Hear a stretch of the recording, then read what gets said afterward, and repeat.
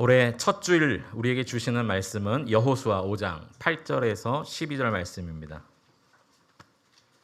구약성경 325페이지입니다. 여호수아 5장 8절에서 12절입니다.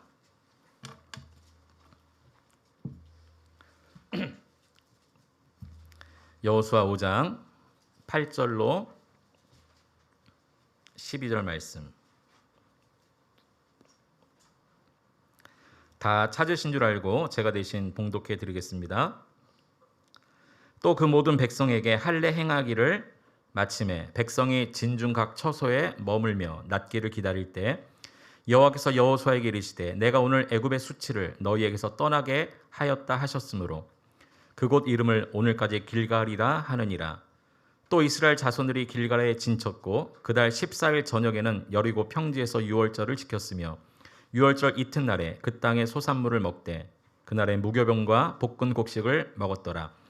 또 그 땅의 소산물을 먹은 다음 날에 만나가 그쳤으니 이스라엘 사람들이 다시는 만나를 얻지 못하였고 그 해에 가나안 땅의 소출을 먹었더라. 아멘. 여러분, 만약에 어딘가 여행을 할 때 또는 어디를 처음 찾아갈 때는 지도를 봅니다. 요즘엔 내비게이션이 너무 잘 돼 있어서 내비게이션만 잘 따라가면 되죠. 옛날에는 종이 지도 하나 가지고 찾아가기도 하고 또 특히 항해를 할 때는 나침판을 반드시 봐야 합니다. 여러분, 목적지보다 더 중요한 것이 있습니다. 목표보다 더 중요한 것이 있습니다. 올해 한 해를 시작하면서 여러분 가정에도 일터에도 또 신앙적으로도 이런저런 목표를 다 세우셨을 것입니다. 우리 교회도 올해 목표가 있습니다. 그러나 목표보다 더 중요한 것은 지금 내가 출발하려고 하는 여기가 어디냐가 중요합니다. 내비게이션을 찍더라도 지금 내가 서 있는 여기서부터 시작을 하지 다른 엄한 곳에서 절대 시작하지 않습니다.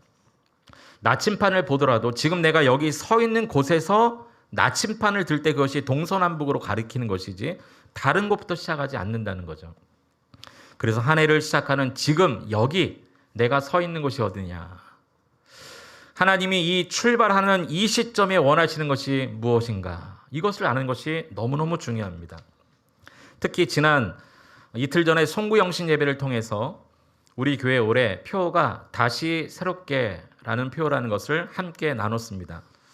다 예배를 드리셔서 아시겠지만 혹시라도 예배 함께하지 못하신 분이 계실까봐 잠깐 자막으로 좀 보여드리겠습니다. 올해 우리 교회 표어는요, 다시 새롭게입니다. 세 가지를 함께 새롭게 해보려고 합니다. 첫째는 rebuild canon. canon은 기준이란 뜻인데요. 하나님의 말씀이 우리의 기준이 되는 삶입니다.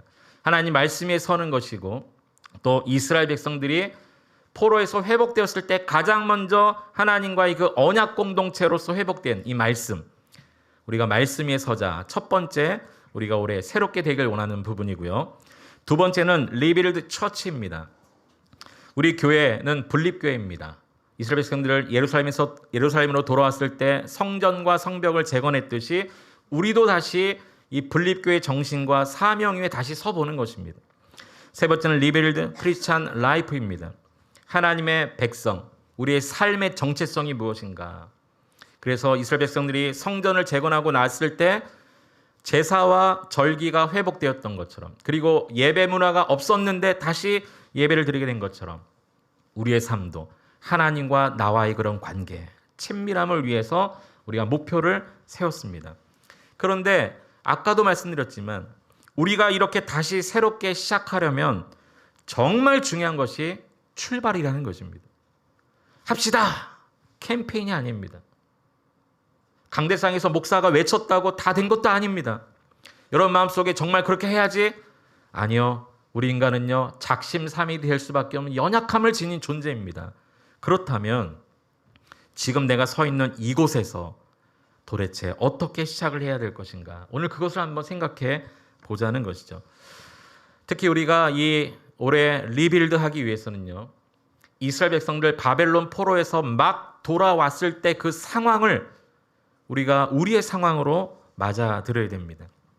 어떻게 도대체 회복이 시작되었는지, 어떻게 그들의 삶이 다시 새롭게 되었는지, 그때 하나님이 하신 말씀은 무엇인지, 그때 마음에 결정한 것들은 무엇인지를 함께 꼭 우리가 살펴보아야 한다는 것이죠. 이스라엘 백성들이 애굽에서 종살이 삶이 해방되었습니다. 출애굽한 이후에 홍해도 건넜고요. 40년 광야 생활을 지나갑니다. 약속의 땅 가나안 땅에 들어가는데요. 들어가기 바로 직전에 지도자 모세가 죽는 일이 일어납니다. 이때 여호수아와 이스라엘 백성들은 너무너무 큰 두려움이 왔어요. 마치 하나님과 같이 여겨졌던 그런 하나님의 대리 통치자 모세가 죽은 것입니다. 많은 사람들이 큰 두려움이 왔습니다. 그때 하나님께서 여호수아에게 명령하신 게 하나 있어요. 그것이 무엇이냐면 네가 이제부터는 이 백성을 이끌고 요단강을 넘어가라, 이렇게 말씀하셨어요. 가나안 땅 이 눈앞에까지 왔으니 이 모세는 죽었으니까 이제 네가 이스라엘 백성을 이끌고 요단강을 넘어 들어가라. 왜 그렇게 말씀하셨을까요? 이스라엘 백성들이 봤을 때는 모세라는 지도자가 중요했지만 하나님이 보셨을 때는 일개 사람이 중요한 것이 아니라 이스라엘 백성들과 맺으신 언약이 중요했습니다. 이 언약에 충실하신 하나님께서 언약을 깨트리지 않기 위해서 이제 여호수아를 제2의 지도자로 삼아 가나안 땅을 건너갑니다. 여러분, 그래서 이 시간의 마음속에 여러분이 직접 마음에 결단하셔야 돼요. 앞에 있는 제가 이렇게 합시다라고 했다고 중요한 게 아닙니다. 하나님은 여러분을 통해서 올해 그렇게 행하실 것을 저는 믿기 때문에 정말 여러분 한 사람 한 사람이 마음에 스스로 결단하셔야 된다는 것이죠. 그들이 요단강을 건너갈 때 오직 하나님의 말씀을 의지하고 건너갑니다. 지금까지는 모세를 의지했는데 아닙니다. 말씀을 의지했습니다. 아, 모세가 아니었구나. 하나님의 말씀이구나. 그리고 요단강을 건너가라는 명령으로 요단강을 진짜 건너가는데요. 건너갈 때도 이 말씀의 상징인 언약궤를 앞세우고 건너갑니다. 여호수아 3장 6절 말씀 우리 같이 한번 읽어볼까요? 여호수아 3장 6절 같이 한번 읽어보겠습니다. 시작. 여호수아가 또 제사장들에게 말하이르되 언약궤를 메고 백성 앞서 건너라 하매 곧 언약궤를 메고 백성 앞에 나아가니라. 아멘. 여기 제사장들이 언약궤를 메고 백성 앞에서 건넜다고 그랬습니다. 말씀이 먼저 건너갔고 이스라엘 백성들이 뒤따라 요단강을 건너갔습니다. 여호수아 3장 15절, 17절에 보면 또 이렇게 말씀하고 있어요. 요단이 곡식 거두는 시기에는 항상 언덕에 넘치더라. 이 시기가 언제였냐면 곡식 거두는 때였는데 그때는 요단강이 어땠다고요? 항상 언덕을 넘어왔다는 거예요. 그런데 거기를 넘어가라는 거예요. 우리식으로 말하면 한여름에 장대비가 쏟아져서 댐도 무너지고 강이 범실하는데 넘어가라는 것과 똑같은 거예요. 여러분, 상황이 이런 상황이에요. 지금 모세가 죽은 것보다 더 상황이 안 좋아요. 근데 넘어가라 명령하셨는데 하나님 말씀을 앞세우고 넘어갑니다. 여기 보십시오. 궤를 맨 제사장들이 그들의 발이 물가에 잠기자, 그렇게 말합니다. 언약궤를 맨 제사장이 첫 발을 요단강에 내딛었습니다. 그 언덕을 넘실대는 그 요단강에 발을 딱 내딛자 16절에 보니까 이렇게 말씀하고 있어요. 곧 위에서부터 흘러내리던 물이 그쳤다는 거예요. 사르단에 가까운 매우 멀리 있는 아담성읍 변두리에 일어나 한 곳에 쌓이고, 자 보십시오. 그렇게 언덕을 넘는 그 요단강 물이 멈추더니 이번엔 한 곳에 섭니다. 자 16절 뒤를 보면 이렇게 또 말씀하고 있어요. 아라바의 바다 여매로 향하여 흘러가는 물은 온전히 어떻게 됐어요? 끊어지매. 언덕을 넘었던 요단강이 멈추더니 세워지더니 끊어져 버렸어요. 이런 기적이 일어난 거예요. 그리고 백성이 여리고 앞으로 바로 건너갑니다. 17절에 보면 이렇게 말씀하고 있어요. 여호와의 언약궤를 맨 제사장들은 요단 가운데 마른 땅에 굳게 섰고, 그러니까 제일 먼저 언약궤를 메고 제사장이 들어갔죠. 첫 발을 딛고 들어갔고 요단강이 끊어지자 그 뒤를 백성이 이어가는데 백성들이 끝까지 건너갈 때까지 요단강 한가운데 있었던 사람이 있었는데 언약궤를 맨 제사장이에요. 끝까지 거기 서 있고 그 모든 백성이 요단을 건너기를 마칠 때까지라고 말하고 있어요. 저는 이 여호수아 이 3장 17절 말씀을 통해서 올해 제가 해야 될 일을 알게 되었어요. 여기 언약궤를 맨 제사장은 오늘날 목회자 또는 리더십을 이야기합니다. 올해 내가 먼저 말씀을 들고 나아가야 되겠다라는 결단을 하게 되었고, 내가 성도들 앞에 본인이 되어야 되겠다라는 결단을 하게 되었습니다. 그리고 모든 성도가 그 말씀을 따라가도록 내가 내 자리에서 지켜서 있어야 되겠다라는 결단을 하게 되었습니다. 우리 사랑하는 모든 성도님들, 오늘 이스라엘 백성들은요, 이 요단강을 말씀에 의지하여 또 말씀을 들고 건너갑니다. 여러분, 이 장면을 이 출애굽 2세대가 보았을 때 눈이 휘둥그레지지 않았을까요? 그동안은 어떤 얘기를 들었냐면, 이 가나안 땅 들어가기 전에 광야 40년을 걸어갈 때는요, 자기들의 죽은 조상, 광야에서 죽은 이 출애굽 1세대에게 늘 귀가 따갑게 들었던 얘기가 뭐냐면, 출애굽할 때 홍해가 갈라졌다는 얘기를 들었을 거예요. 그러나 그들은 그것을 얘기만 들었지 몸에 와닿지 않았을 것입니다. 그러나 그 출애굽 1세대는, 홍해를 건넌 1세대는 다 광야에서 죽고, 광야에서 태어난 2세대가 이제 가나안 땅 들어가는데 그동안은 들었던 이야기를 자신의 삶으로 체험하기 시작하는 거예요. 요단강이 똑같은 방법으로 열려서 건너간 것이죠. 여러분, 올 한 해 우리가 하나님 말씀을 따라가는데요, 누구의 이야기, 누구의 사건이 되지 않았으면 좋겠어요. 아무개 집사님이 이랬더라, 아니 그게 아닙니다. 여러분, 누구에게 들은 것은 우리의 어떤 영적 살이 되지 않습니다. 그것은 그분의 영적 살이고 그분의 영적 근육이 되는 것이지, 우리가 직접 움직이지 않고 우리가 직접 행하지 않으면 그것은 우리의 영혼을 건강하게 할 수 없는 것이죠. 올 한 해 여러분이 하나님 말씀을 의지하여 여러분이 발을 내딛고 여러분이 직접 걸어 나갈 수 있는 그런 여러분 삶 될 수 있기를 원합니다. 그런데 이렇게 요단강을 건너 가나안 땅 첫 정착지에 딱 들어간 그곳이 어디냐면 길갈이라는 곳입니다. 길갈. 이 길갈의 영적 의미가 있어요. 가나안 땅의 첫 출발지 길갈. 오늘 우리는 이 길갈에 지금 서 있는 것입니다. 새해를 시작하는 우리는 지금 길갈에 서 있어요. 우리가 어디에 서 있다고요? 길갈에 서 있습니다. 이 길갈이라는 지명이 우리에게 주는 세 가지 영적 메시지가 있습니다. 첫 번째는요, 길갈은 어떤 곳인가? 잊어버리는 곳입니다. 잊어버리는 곳. 이 길갈이라는 의미가 무엇이냐면 굴러간다, 잊혀진다라는 의미를 가지고 있어요. 오늘 본문 여호수아 5장 9절 보면 이렇게 말씀하고 있습니다. 같이 한번 5장 9절 읽어보겠습니다. 시작. 여호와께서 여호수아에게 이르시되 내가 오늘 애굽의 수치를 너희에게서 떠나게 하였다 하셨으므로 그곳 이름을 오늘까지 길갈이라 하느니라. 이 길갈의 의미가 뭐냐면 굴러갔다, 떠나갔다, 잊어버려졌다, 그런 의미를 가지고 있는데요. 하나님께서 여호수아에게 요단강을 건너서 길갈에 첫 발을 내디뎠을 때 뭐라고 말씀하셨다고요? 오늘 애굽의 수치를 너희에게서 떠나가게 했다. 뭐가 굴러갔다고요?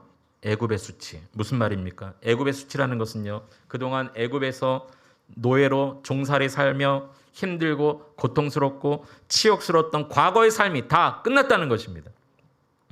애굽의 수치가 이제 가나안 땅 첫 정착지였던 길갈에 발을 내딛자마자 하나님 말씀하셨어요. 이제 끝났다. 애굽의 수치를 굴러가게 했다. 누가요? 하나님이 그렇게 하셨다는 겁니다. 길갈은요, 잊혀지는 곳입니다. 과거가 잊혀지는 곳입니다. 새해를 시작하며 이 첫 주를 시작하며 우리 모든 성도들에게 권면합니다. 여러분, 과거는 지나갔습니다. 여러분 작년에 혹시도 힘들고 고통스럽고 때로는 치욕스러운 그런 일이 있었다 할지라도 오늘 하나님 말씀에 의지하여 길갈의 발을 내디딜 때 하나님께서 명령하신 이 명령처럼 내가 너의 모든 수치를 굴러가게 했다라는 이 말씀을 믿고 새해를 힘있게 시작하시기를 축복합니다. 여러분에게 작년에 어떤 아픔과 고통이 있으셨나요? 하나님 오늘 말씀하십니다. 내가 오늘 너의 수치를 굴러가게 했다. 하나님께서 굴러가게 하셨다면 그렇게 된 줄 믿고 여러분 새롭게 시작하십시오.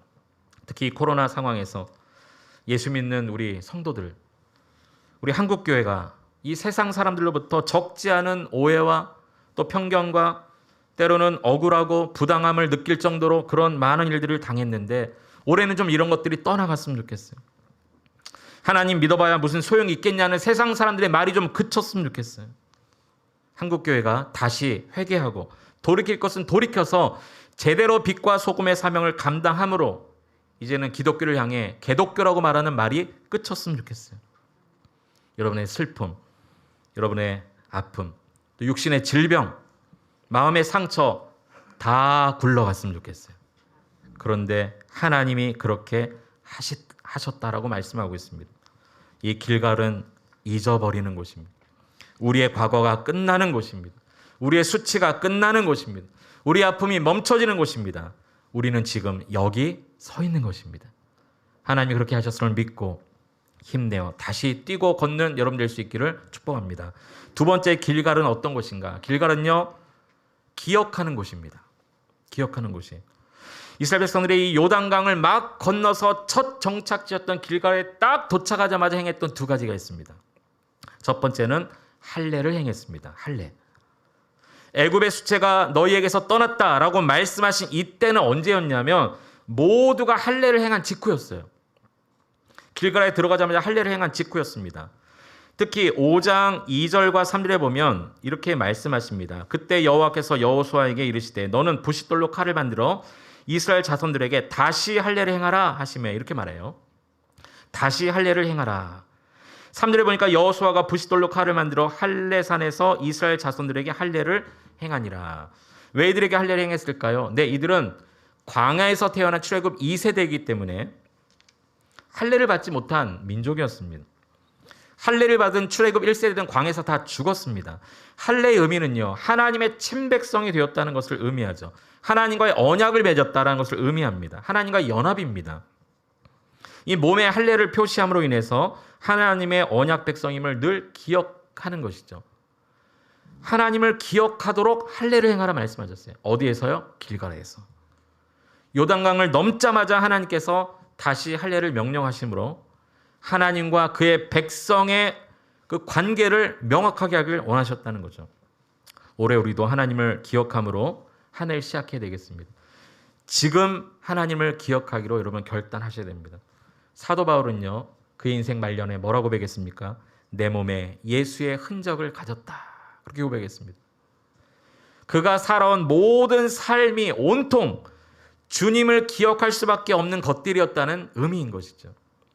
저와 여러분의 삶에도 예수의 흔적이 필요합니다. 그래서 우리 모든 삶을 통해 하나님을 기억하는 것이 필요합니다. 저도 백신 접종 3차까지 백신을 접종했는데요.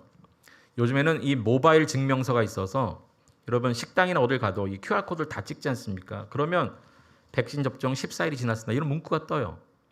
저는 그럴 때마다 생각을 했어요. 혹시 우리가 예수 믿는 사람이라는 것을 표시할 만한 QR코드를 만들면 어떨까라는 생각을 해보았습니다. 물론 그렇게 되지 않겠지만 우리가 어디를 가든지 이 사람은 그리스도인입니다. 이 사람은 하나님의 사람입니다. 라는 것을 드러낼 수 있다면 우리의 말도 행함도 조심되어지지 않을까요? 그런 생각을 해봤어요.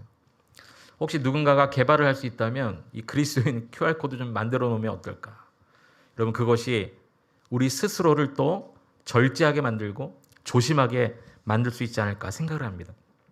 이스라엘 백성들의 몸에 할례를 행함으로 그렇게 하나님을 기억할 수밖에 없었어요. 자신의 몸에 표시된 그 할례를 보면서 그렇지, 나는 하나님의 백성이지. 그렇지, 우리는 하나님과 언약을 맺었지. 그 할례를 보며 그렇게 행했다는 거예요. 올해 여러분 하나님을 기억할 만한 무엇인가 여러분만의 상징물을 한번 만들어 보시기 바랍니다. 그것을 볼 때마다 그렇지, 난 하나님의 자녀지. 그것을 생각할 때마다 그렇지, 나는 하나님의 자녀지. 각자 다 다른 상징물이라도 좋습니다. 하나님을 기억하는 곳, 이곳이 바로 길갈입니다. 또 이들이 행한 것 두 번째가 있었는데 바로 유월절을 행했습니다. 10절 말씀 보실까요? 10절. 또 이스라엘 자손들이 길갈에 진쳤고 그달 14일 저녁에는 여리고 평지에서 뭘 지켰다고요? 유월절을 지켰습니다. 이 유월절은 언제부터 지켰습니까? 네, 출애굽하기 직전 마지막 10번째 재앙, 장자의 죽음 직전에 하나님이 처음으로 명령하신 것입니다. 어린 양의 피를 문인방과 문설주에 바르라고 하셨습니다. 그리고 하나님께서 그 피가 묻어있는 집은 그냥 지나가셨고 피가 없는 집은 사람이나 짐승이나 첫 태생은 다 죽었습니다. 40년 전 일입니다. 이스라엘 백성들에게. 그런데 광야 생활을 지나면서 이 유월절을 다 잊어버렸어요. 오늘 이 유월절의 영적 의미인 그리스도의 피, 우리가 그리스도의 피로 구원받았다는 이 은혜, 구원받았음의 이 감격, 혹시 우리 잊고 살지 않습니까?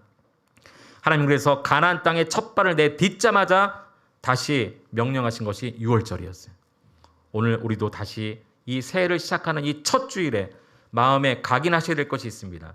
내가 어떻게 구원을 받았는지, 그리스도의 피로 어떠한 은혜를 입었는지를 다시 기억하고 시작하는 게 너무너무 중요합니다. 은혜를 기억하면 여러분 한 해가 그 은혜 속에 살게 되어지는 것입니다. 우리 자녀들과 다음 세대도 이 은혜를 잊지 않도록 우리가 가르쳐야 되겠습니다. 여러분 자녀들에게 가르쳐 주십시오. 네가 하나님의 자녀다. 예수 그리스도의 피가 너를 구원했다. 여러분 이것을 잊어버리면 올해는 그냥 지나가는 것입니다. 그러나 이것을 잊지 않고 기억하면 그 은혜가 우리를 붙들어 주는 것이죠. 길갈은 바로 기억하는 곳입니다. 마지막 세 번째 길갈은 또 어떤 곳인가? 길갈은요 자립신앙이 시작되는 곳입니다. 자립신앙. 요단강을 건넜습니다. 길갈에 도착했습니다. 또 길갈에서 그 요단강을 건널 때 12돌을 취해서 길갈에 세우기도 했어요. 할례도 행했습니다. 유월절도 행했습니다. 하나님을 기억하게 됐습니다. 하나님이 너의 수치를 내가 굴러가겠다 다 들었어요. 그리고 유월절을 지킨 그 다음날 벌어진 일이 하나 있었어요. 그것이 무엇이냐면 만나가 그쳤다는 거예요. 오늘 본문 11절 한번 보시겠습니까? 유월절 이튿날에 그 땅의 소산물을 먹되 그날의 무교병과 볶은 곡식을 먹었더라. 12절 또 그 땅의 소산물을 먹은 다음날, 그러니까 유월절 지키기 3일째입니다. 3일째 만나가 그쳤으니 이스라엘 사람들이 다시는 만나를 얻지 못하였고 그의 가나안 땅의 소출을 먹었더라. 출애굽 이후에 광야 40년을 지난 동안 40년이 넘도록 하나님이 매일마다 만나를 내려주셨어요. 그 만나를 먹고 살아갔습니다. 그런데 이 가나안 땅의 첫 정착지 길갈에 딱 도착하자마자 할례를 행하고 유월절을 행하는 유월절 3일째 되는 날, 그 땅의 소산물을 처음으로 먹는 그날에 만나가 그쳤다는 거예요. 이제는 스스로 씨를 뿌리고 경작하고 거두어 들여서 먹고 살아야 될 때가 온 것입니다. 자립신앙입니다. 여러분 올해 누가 시켜서 하는 것은 이제 멈추십시오. 목사가 기도해야 됩니다. 말씀으로 사십시오. 여러분 그 말 듣지 않도록 여러분 스스로가 한번 해보시기 바랍니다. 때로는 목사님 저희 이렇게 하고 싶습니다라고 여러분 스스로 요청하셔야 돼요. 자립신앙입니다. 길갈은요 자립신앙이 시작된 곳입니다. 오늘 이 길갈에 우리가 서 있음을 여러분 기억하셔야 됩니다. 이스라엘 백성들 가나안 땅 첫 정착지 여기서부터 하나님의 역사가 시작이 되어졌습니다. 오늘 우리는 길갈에 서 있는 것입니다. 올해 우리가 다시 새롭게 되기 위한 목표를 정해놓았지만 그 목표가 중요한 것이 아니라 지금 내가 서 있는 이곳 어떤 마음으로 어떠한 결단으로 시작해야 되는지 그것이 더 중요한 것입니다. 길갈이 주는 영적 메시지 세 가지를 말씀드렸습니다. 잊어버려지는 곳입니다. 하나님 말씀하셨습니다. 너희가 오늘 애굽의 수치를 내가 떠나가게 했다. 우리의 과거, 아픔, 슬픔, 우리의 어렵고 힘든 모든 것 다 지나갔습니다. 하나님은 우리에게 새 마음과 새 믿음, 새 용기를 주실 것입니다. 그러나 이 시작과 동시에 기억해야 됩니다. 하나님의 은혜를 기억해야 됩니다. 우리가 하나님의 백성임을 기억해야 됩니다. 그리스도의 피로 우리가 어떤 은혜를 입었는지를 기억해야 됩니다. 또 올해는 여러분 자립신앙이 되셔야 됩니다. 누가 시켜서 하는 것이 아니라 스스로 예배하고 스스로 기도하고 스스로 여러분 믿음을 한번 세워보시기를 바랍니다. 이스라엘 백성들은 만나가 끝났지만 하나님이 그들을 붙들어 주셔서 계속해서 삶을 살게 되었습니다. 여러분 우리가 이제는 단단한 음식을 먹어야 되지 않겠습니까? 어떻게 부드러운 음식만 어린아이처럼 먹으려고 하십니까? 올해는 여러분 자립신앙의 정신을 가지고 다시 한번 힘있게 달려나가는 모든 성도 될 수 있기를 축원합니다. 다시 새롭게 리빌드 하려면 오늘 우리가 이 길가에 서 있음을 기억하고 달려가셔야 되는 것입니다.